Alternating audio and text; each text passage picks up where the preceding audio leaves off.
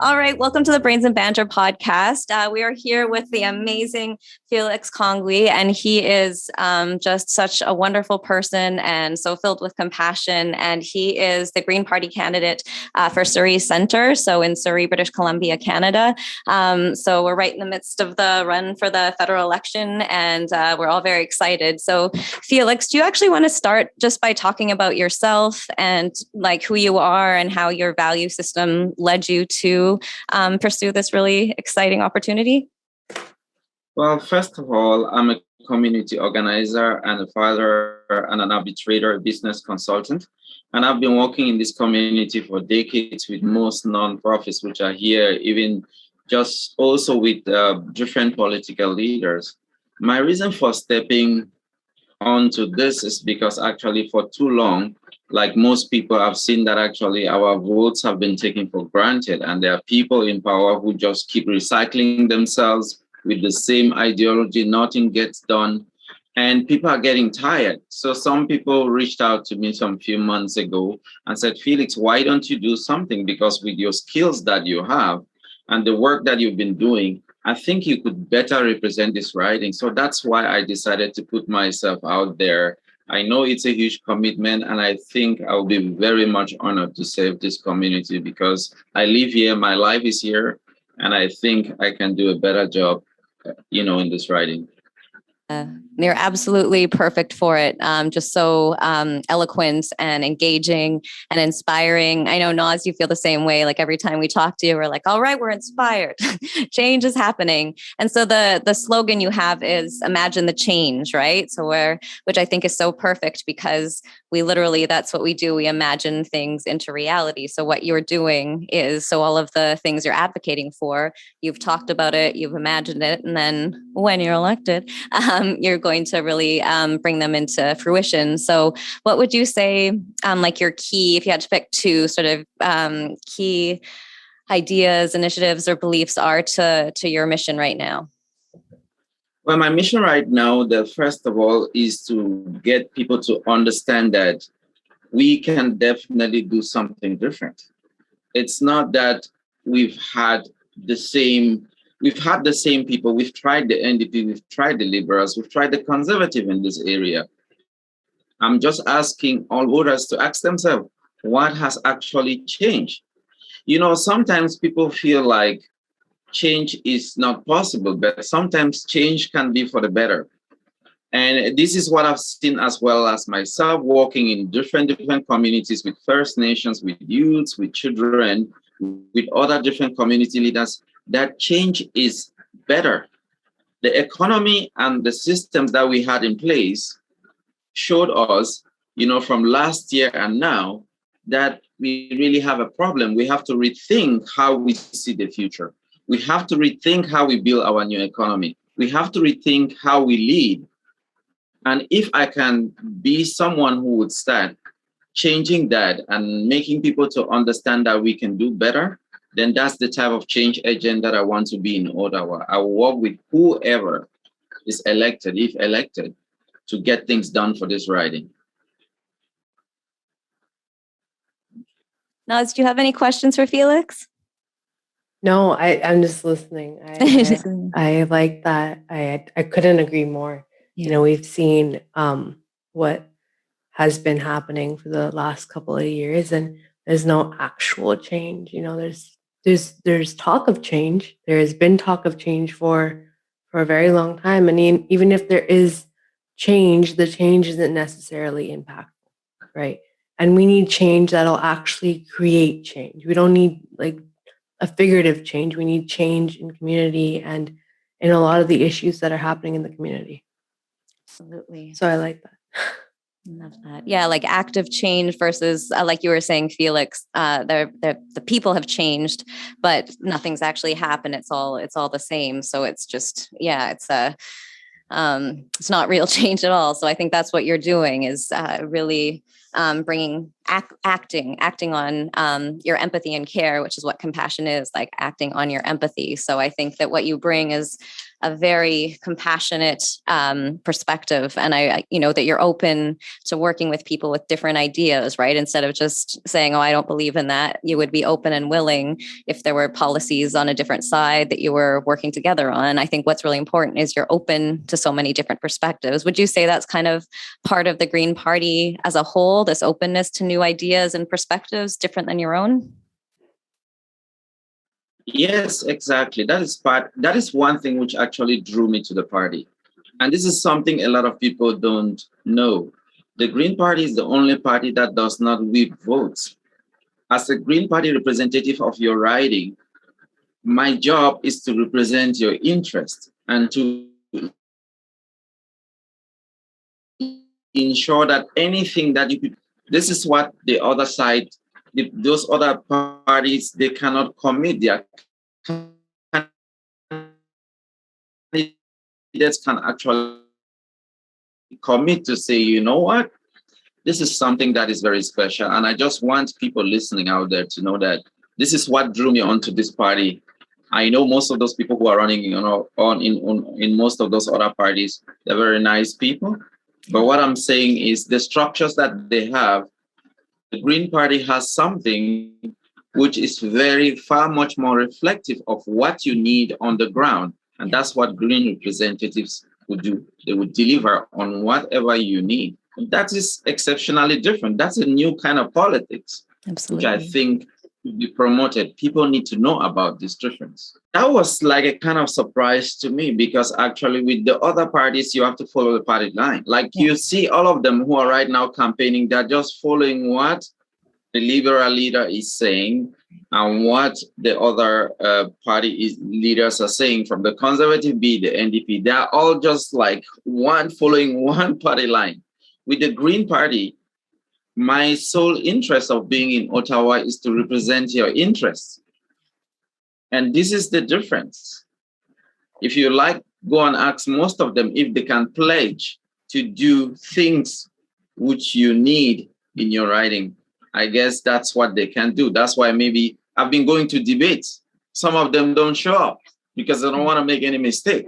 Right. I'm just me. I'm coming in with compassion at that grassroots intelligence and level which people need in order to move this place forward. That's what I stand for, and that's why I'm doing this. Love it. I really like that, actually, because I think a big issue in politics in general is a proper representation of the interests of the public, right? I feel like when we look at a lot of modern day politics and what's happening, whether it's here on like a local level or on a federal level or even on a global level, right? When we see people in power, they talk about standing up for the people and worrying about their interests, but there's no people actually willing to sit down and have those conversations. And the fact that you're showing up to debates, and working so hard is amazing, and is what is needed. It's what is really needed in today's society. Exactly, and for too long that is something we've been looking for. I myself have been knocking on doors for some of these people. I'm not a new face to some of them. And they know for too long, like many people have turned off. Many people are not listening. I've been knocking on doors and I see really good people who are interested to involve in the process, but sometimes they feel like they're not being listened to. So if I can be given that opportunity to go there to Ottawa, those are the kind of places I want to represent. When you do go and have conversations and knock on people's doors and get to know what exactly is the public's concern, what are some of the issues that you feel like are brought up most often? I know that definitely we have lots. I think the first one that we would probably address is the housing crisis, the environmental issues, now with like food insecurity and just how all of it's intersecting. But what are some of the most common things that you think are brought up? Yeah, I think like I can just remember like one story, one man that I was talking to in the neighborhood, right? He told me, you know what, I am right now, I've been living here with my grandma for about close to 30 years, and I've been laid off. And what happened was after my grandma got Alzheimer's, there was no money for us to pay our rent. We are struggling. The house is been sold. I don't know where I'm going to go after this. I'm standing here like this right now. I don't know what I'm going to do. So this housing issue, but this is somebody who's been walking throughout his life.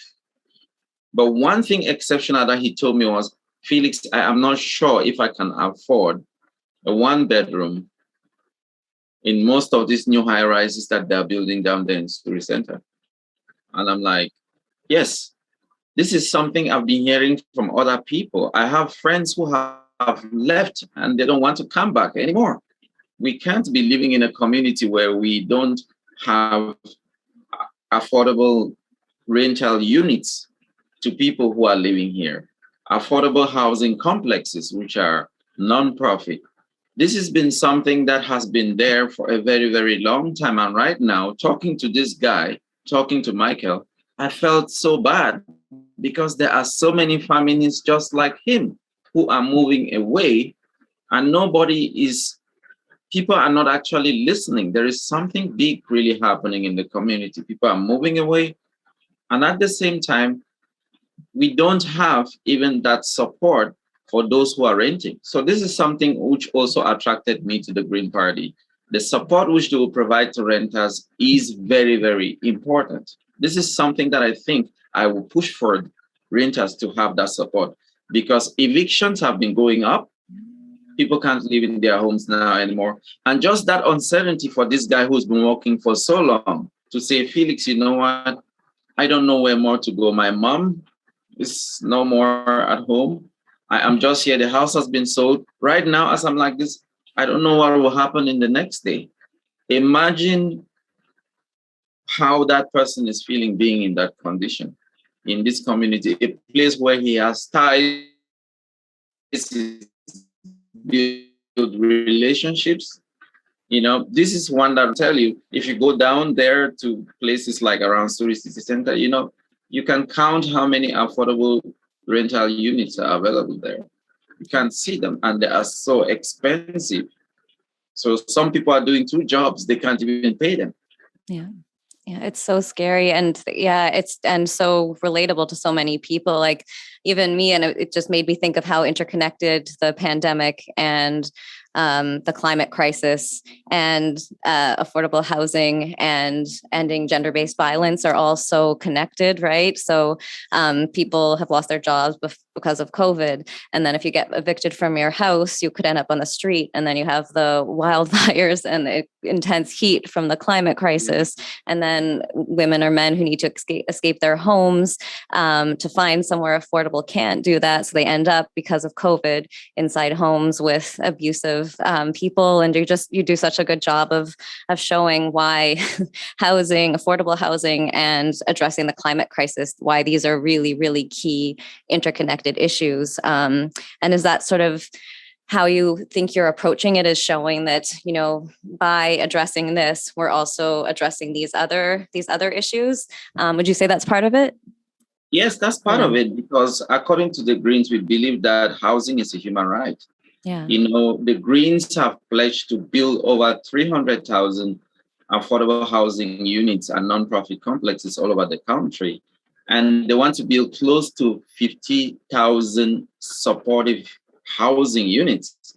This is huge. This will be transformational if we start doing that. Just imagine what we could do with the spending right now. We are right now in an election which is costing us close to 600 and something million, right? What about us using this money to support, to build those rental units? What about us using this money as well to support seniors, or to kind of strengthen our healthcare system and to support some of these people who don't have jobs right now? Wouldn't that, now we have been outspent like small parties. Yeah. We are struggling. That's why I don't have signs in the streets, because we don't have that money. We were put in a very, very bad place. We have an uphill battle to climb. And those who are in power, what they do is they just throw out there, empty promises. I'm just asking voters to think, you had them for the previous years. They had 2 years more left in their mandate. If you think that they really cared about affordable housing, why didn't they work with others to kind of accomplish that? We've not seen that happen. If they cared about affordable childcare, why didn't they work to accomplish that? Why do you expect that right now they're going to do that? These people these are the very same people, the people who are right now in power. If you look back to history 30 years down the road, these were the people who slashed affordable housing budget. If you do your research, now they created that problem. They've ignored it for so long. And then they come to you, they throw an election, and then they say, you know what? People need to have a voice. Why didn't you do something with the 2 years left in your mandate? So it's just absolutely a power grab. These are not people who are serious about leading. And that is one of the reasons why I am running, because I think that actually we need a new type of leadership in this riding. Yeah, I absolutely agree. And I think you're just, absolutely made for it. We need someone who can really engage and inspire people, but you're also like, you have experience, right? You have a lifetime of showing that you care about the community, that you care about community building, that you're connected to the people in your community within the riding, and how important that is, right? You're really, really, really speaking on behalf of the people. And I think that really, really always drew me to you when we first started talking. So, and I think there's this real sense of change too, talking to Naaz, and we talked to Annemie Paul, and she had that same sense that we're sort of at this turning point, right? And people are ready to change their minds. I think the pandemic and the climate crisis has thrown us into this collective sense of, anxiety and confusion and chaos. And we're now sort of ready to do something and change and not get back to just like a normal life, but actually revolutionize and transform the way we were living before, because it wasn't a good way of living prior to the pandemic. So you and Annemie really represent real change. And I think that's so exciting. I'm also wondering if you can talk a bit more about, so, how everyone is always like, oh, voting green is a wasted vote. So why isn't it? I mean, I know why for sure, but I think it really helped viewers to hear it from you for sure. Well, that is a central problem. I mean, just like you said before, in the past, you've been voting the three major parties. Yeah. Nothing has changed, right? And some people think that voting green is a waste. Well, that's not true. You vote green, you are actually voting for your conscience. Any person who is telling you that you shouldn't vote green, that person wants to suppress your conscience and suppress your own values and what you believe in. And that person doesn't care. That person wants you to either stay at home, do strategic voting, vote for them. And so their party should have power, and let them keep repeating the same thing over and over. And also, another thing is, a vote for green is a vote for your actual confidence. It's voting for somebody who will represent your interest. I can't stress this more, to people, that people need to understand this. If you support Green Party candidates, the Green Party is the only party with a major platform that addresses climate change, climate transformation. And that will help us to transition onto much more renewable, recyclable, and a much more sustainable system. Yeah. This is not something that I think the other parties do offer. We are right now in a place where I think we have an opportunity. One thing that the COVID has also showed us is our systems were not very solid as we think. So it's time for us to give change a chance, because, the exhibit is out there. You've been trying the other ones before. Yeah. Nothing has actually changed. This whole issue with our pollution without emission and all those things, they have been existing before. Even Canada is even lagging behind us compared to most G20 nations which signed the Paris Accord.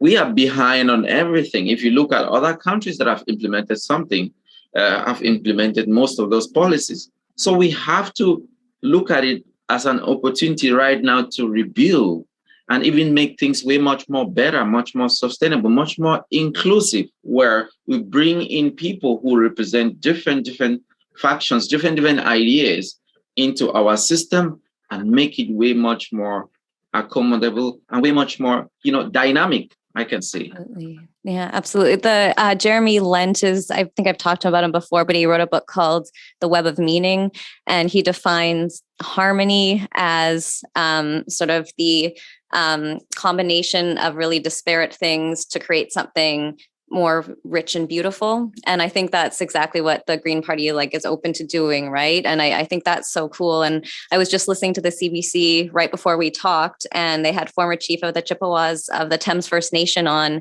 and he was saying that the party he plans to vote for is the Green Party because of its alignment with Mother Earth, is how he phrased it, which was beautiful. And I think that, so if that is such a key focus, what are some major things you would do to address the climate crisis? And would it involve Indigenous leaders? And who else would it involve? Who would you speak to in the community? Yes, I think the first thing that we need to do is we need to recognize the Indigenous people. We need to empower them. We need to, first of all, recognize their hereditary and their right to self-determination. This is very, very important. And we have to also give them the rights to kind of object some of those projects, like what you see right now happening with the pipelines that they're just building through their villages and all those things. That it's just unsustainable. That's why I signed some of the pledges to ban those pipelines, because I think we don't need more of the same. We need to kind of have a national standard, which is enabling us to definitely tax polluters in Canada. This is something that needs to be done right now. We need to cancel all the subsidies that oil companies get. This is just unacceptable. This is money that could be used to invest in building, even bringing drinkable water to most of those First Nations villages, supporting our schools, supporting our first responders who are right now struggling with COVID, or even small business people who are right now having challenges. But yet we give it to the oil giants, we give them subsidies, which some of them don't need. And in the end, we have communities which are struggling. So this is some of the things that I would definitely do, because I think that Canada can become a global leader in this struggle. But right now, we are not taking up that challenge, And also, I think that we have to also support workers who have been working in the oil industry to transition. Because I think that it is very important. A lot of people are afraid that, the Greens are going to come and then kill jobs. No, we will put in enough money there that will help most of those people to transition onto new green renewable jobs, which can help the economy to grow way much more better. Other countries like in Sweden and Europe, they're already doing that. Why can't we do that? I don't understand this. I think that also, it will be good for us as Greens to ban fracking.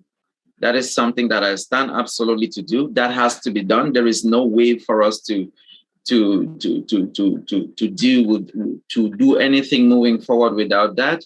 We also need to increase the carbon tax.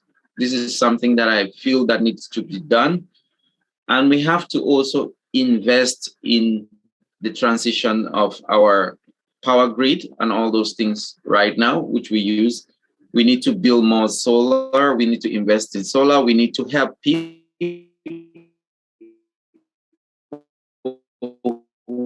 who are excited about buying, so the economy can be way much more balanced. And at the same time, also working on really allocating funding for most of, research in this technology. Some of these things are already here. We just need to invest and put in that money there for small businesses, startups who are interested in developing that in those industries to pick it up and start doing it. And First Nations should be part of that plan. We need to release that funds that support most of them, their housing projects, their development projects. That will be things, those will be things that I'll be fighting for every day. In terms of involving Indigenous communities, do you think when it comes down to making a lot of the policies and any I guess like the legal framework of uh, addressing things in the community revolving around the environment or the climate, do you think that there will be members and elders of the community that will be involved in the policy making? And or is that something Yes. you would encourage? Yes, I would. I think I totally agree with Anime that they need to speak for themselves. So they need to be on the table, be part of that solution. We shouldn't be speaking on top of them like it has been happening in the previous administration. We should have them on the table. You have experience working with different communities too, right? Like I know that's part of your work. Was it through your work with small businesses, or how did you get involved working with those communities? Well, I've worked with several small businesses in the area as well. You know, I've been supporting them through the pandemic. And one other thing, since you talk about this small businesses, is, you know, some of them, they came to me some previous years ago, just like last year. You remember when the COVID hit, the federal government said they have money in place to support, especially small, BPOC community businesses and small businesses. Yet, you know what? We were running around and people were filling out applications. I worked on grant applications, even loan applications. Almost like 50% of those businesses were not eligible to that. Imagine that looks like it was kind of really very disappointing for most of those businesses, because even black businesses who came to me and said, Felix, help us apply for this. Other BPOC groups are complaining that instead of providing us with a grant, you're providing us with a loan. And these loans are mostly controlled by very, very big banks that have very, very rigid processes and systems in place on who applies, who gets it. So in the end, they create a system where you think there is 500 million, yet people can't get it even. So that is one of my involvement with them. Also, I've been supporting nonprofits which are in the area in their grant writing and application processes. Also, as well as an arbitrator, I've been working with different groups and doing contracts. Also, I was also involved lately in the anti-racism strategy here in the province to address racism. I was part of that advisory committee and working with a lot of different leaders across the board, regardless of where they come from, because I think systemic racism and racism is something that we need to address in the system. A lot of people know it, and some of our experiences are still too fresh. I think that we shouldn't be a society that we think about really supporting each other, but at the same time, we don't have systems in place, checks and balances that can hold people accountable who go out there, troubling others who just want to go about their lives, right? I mean, so those are some of the things that I used to do. And in the past, I've been with the industry. I've been also working with organizations that work with persons with disabilities, some of those homes, and work with First Nations groups as well. I've worked with seniors. I used to own a small business where I deliver home care to seniors. So I understand some of these things so well. And I think that I've been part of, that group which has been here. Even when it comes to crime, I used to serve on some of those advisory committees here in Surrey to deal with youth and gang-related issues. I've created programs for young people who are suffering with illicit drug and other things, and I've worked with most of the major groups that are in the area. So these are not things which are new to me because I lived through them, and I am still running an organization and which we are doing some of those programs for our youths and women and children. You do a lot, Felix. I think that all of that you've done, all your work is a very heavy advantage on your side in the sense that you really understand Surrey. You know, you have been in the community, and that is a vital thing that I think someone in your position should have. And a lot of people don't have that. You know, they are like you said, kind of following their mascots. And I think that you have a heavy advantage in the fact that you do that, that you've done all of that and you understand the community from a insider's perspective and from an empathetic perspective, in the sense that you've heard the stories, you've seen things firsthand, and that's what's needed. And I love that very much. And that is something that I want people to understand. A lot of people who have been following me. Yeah, so those are some of the things that I would like people to understand. Do you want somebody who has been working with your families, with young people and all those different groups? Or do you want somebody who is just towing the party line, acting like the status quo, representing the status quo? It's all up to the voters right now to choose who they want to represent them. We are living in a very different time. I keep saying this again, and I cannot stress this anymore. It requires a different form of leadership. This is not business as usual, the way it has been in the previous years. You're going to need people who understand what people are facing from the ground, what people are dealing with, small business people, families, people who are homeless, people who are struggling with rent, people who are still struggling to develop their startup.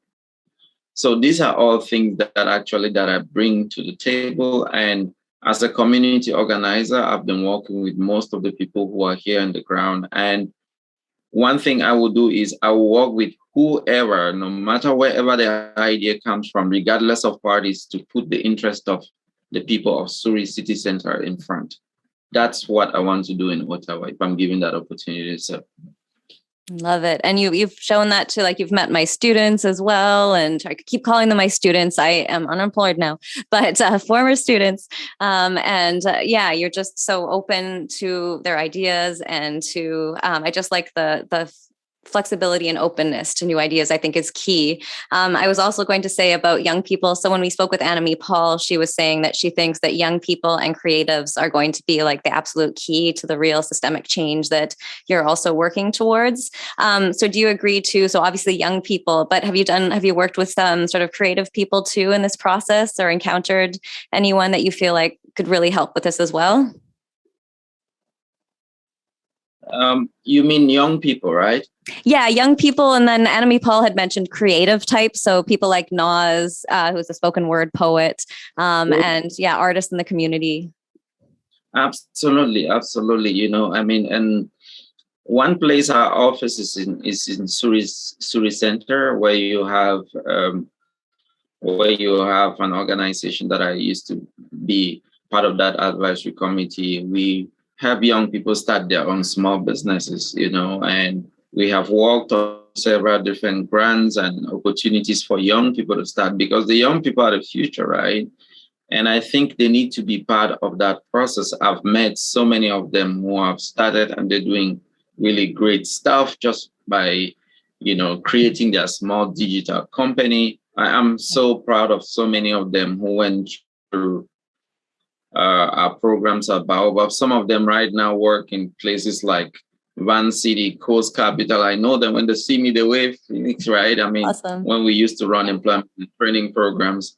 And I am really so proud because, you know, there were groups in the community who saw really that that we were an organization. Even Kwantlen, Steve, who is with SFU right now, he was there. These are great people who came to our support at that very initial stage when we were building Baobab.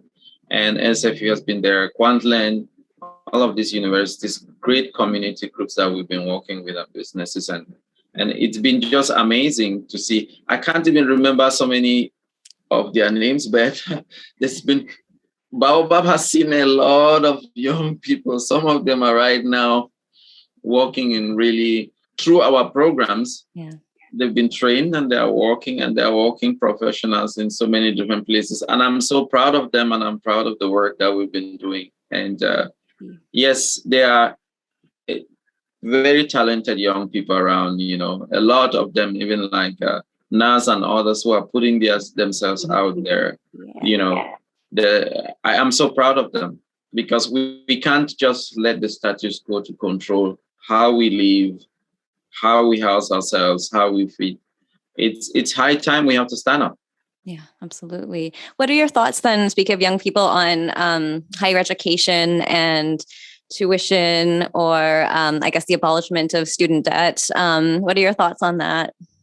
Well, absolutely. You know, as a Green Party candidate, you know, I believe that Canada should be tuition free. I mean, I know so many countries in Europe that have that. And, you know, I studied in Switzerland so many years ago. And I understand that that shouldn't be a burden to students. Even I feel so worried about students here paying even for GST when they're buying books. It shouldn't be that way. Our students who are eligible to get loans and support, that is something that absolutely I will be supporting. Any student who is eligible should be able to get that loan. Absolutely. That should be something that should be part of our responsibility as a system. We need to put in more money into research. We have to ensure that actually that students, after they finish school, they should be given at least 2 years to pay back the debt. Because one thing that I have, even I was talking to another colleague the other day who said, I am still paying my student loan up till now. The burden and the pressure that you put on some of those people with that, it's just so challenging. And as a society, we have to rethink how we do those things. Even lifelong learning is something that should be, people who are eligible for, they should be able to get those dollars to train themselves. Because again, 2022, 23, 24 is going to be very different from the way we had in 2019 or 2018. So we have to start training more young people, bringing them into the workforce. We need to pump in more money onto research to ensure that actually these people can do research, create more new green jobs, and support the economy. We can't keep doing the same thing. Like right now, they're saying, oh, the best, like, for example, the best strategy of the liberals is just that we're going to do this. We're going to just continue. It's better if we continue in the same way, but we are continuing in that same way. What is our plan for the future? This is the question I keep asking myself when I meet them in debates, and I don't hear anything different from them. They just keep talking about what they're doing. There is no plan for the future.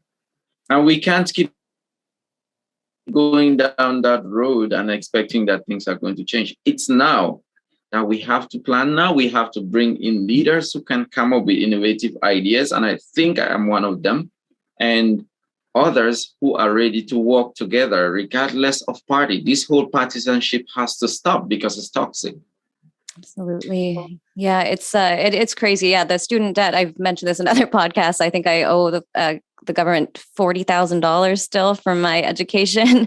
And it's crippling. And which is so sad because I would still do it all over again. That, you know, it sort of reminds me of the idea of, so why voting green is a wasted vote. You know, now people always say getting a degree in the humanities is like a wasted education, right? When in fact, it is the most, I think, like humanizing thing you can do, because you meet other people, you learn different ideas, you see that what you think may be different from someone else, and learn to, I don't know, it's just so vital.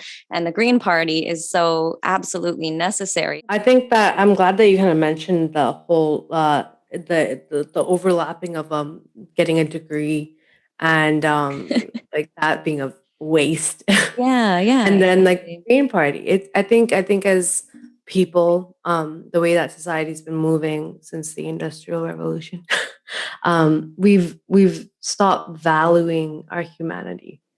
And Yes. I think that the Green Party and what they stand for and the way they're going about things, like obviously at the end of the day, every party is saying that, you know, we care about the people. We care in the long run about the people. But the Green Party, the way their approach is real, actual showing that, hey, we care.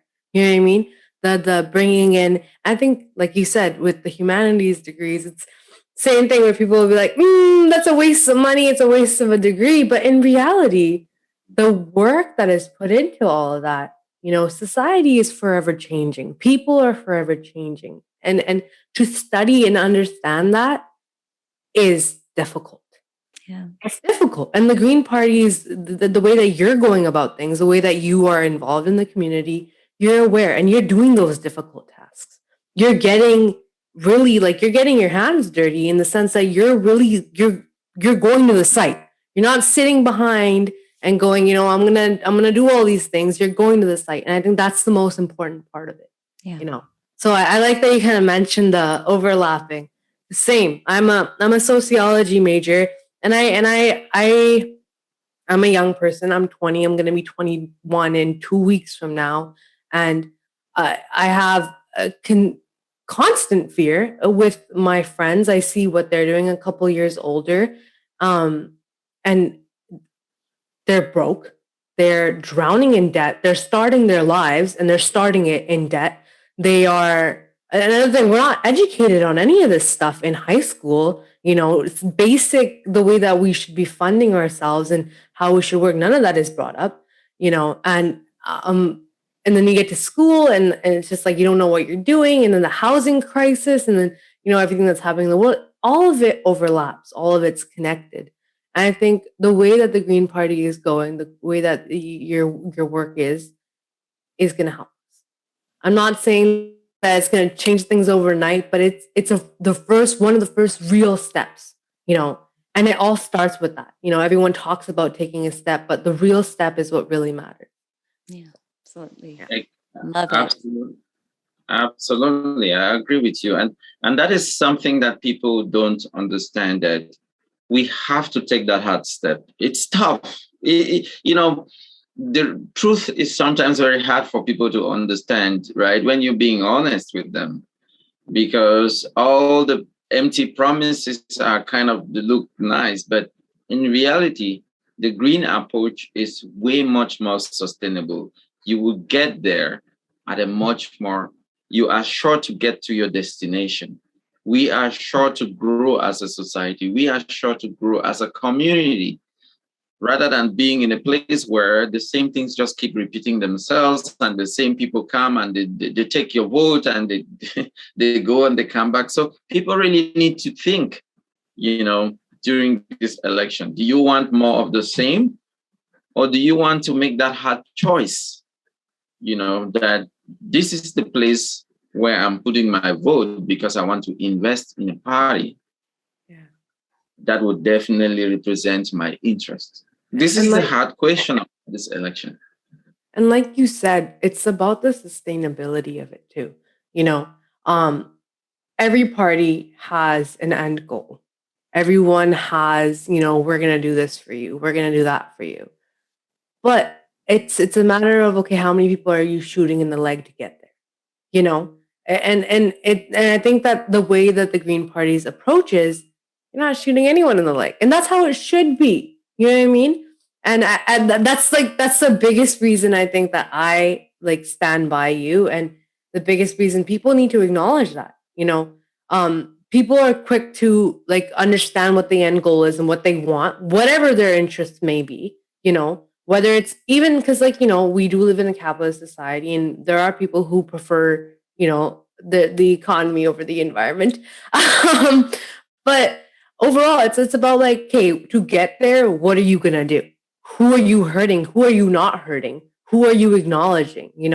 And I think that everyone gets so focused on the end goal that they forget about the journey there. And on the way on there's so many elements. And I think the way that the Green Party is going about it and the way that the plan is set up and the way that you acknowledge things, nobody's getting shot in the leg. And that's how it should be. Naaz should be also running. You should both be running together. It's me, right? Yeah. If I was old enough, I would. I don't even know. I don't know what the qualifications are, but man, do I want to get involved in politics. Yeah, well, you're made for them, just like Felix, for sure. You're both just, mind-bogglingly inspiring and well-spoken, and it's a little bit intimidating, you two. But yeah, so Felix, Naaz just said something brilliant. I was actually going to ask, I know we'll wrap up soon, but I was wondering if, because do you have 3 kids? Because I was wondering if getting into the Green Party too is about like guaranteeing that they have a future too, right? There's probably like quite a personal aspect to it, would you say? Yes, there is definitely a personal aspect to it. Lately, if you've been observing the issues with 270 wildfires, seniors dying of the heat wave, and, just the fact that we don't even have a plan in place to address, the climate transformation and environmental issues, to me, that bothers me. Like, what kind of future are we going to, what kind of future are we really building? What are we leaving behind for our kids? Are we really being responsible?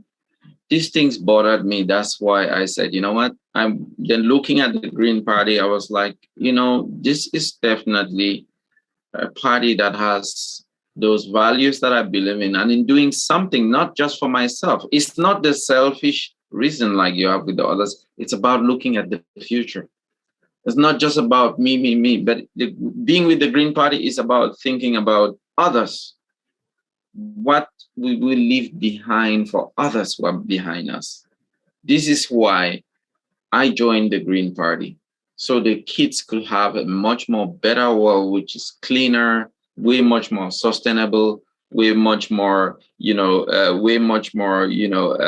equal. People are accepted, and in a way that actually that we think everyone is going to feel like they're part of that transition. And right now, I don't feel that with the other parties. Like I said, I've worked with them before. There is none that has really put a plank which is definitely addressing our future than the Green.